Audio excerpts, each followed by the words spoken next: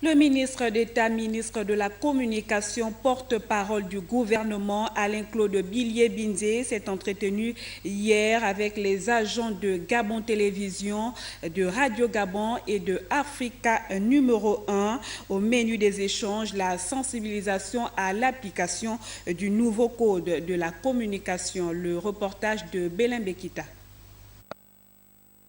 Maison Georges Rawiri, boulevard Triomphal.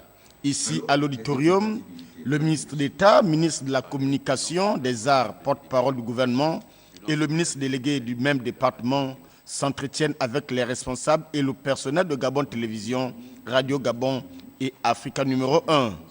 Présenter et commenter les différents aspects du nouveau code de la communication était au centre des échanges. Au niveau de l'organisation, lorsque nous avons pris nos fonctions, un certain nombre de dysfonctionnements existaient.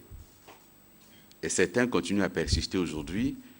S'agissant de la question des personnels, c'est le point sur lequel nous avons le moins avancé. Et ça ne tient pas forcément à un manque de volonté, ça tient à la complexité de la situation. Dans la mesure où les textes qui créent nos entités font en sorte qu'il y a désormais un statut. Mais dans le même temps, il n'y a pas la ressource financière et budgétaire nécessaire à faire aboutir ce statut. Et une des revendications posées par les agents à travers les syndicats que j'ai rencontrés, c'est pourquoi est-ce que ceux qui ont été promus en Conseil des ministres au niveau de la direction, eux sont alignés d'une certaine façon et pas les agents. Il faut qu'on trouve une solution tous ensemble à ce problème.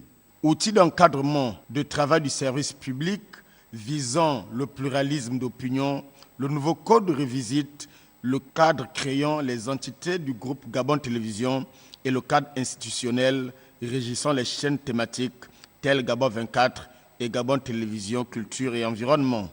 Cela s'est posé à nous comme un défi.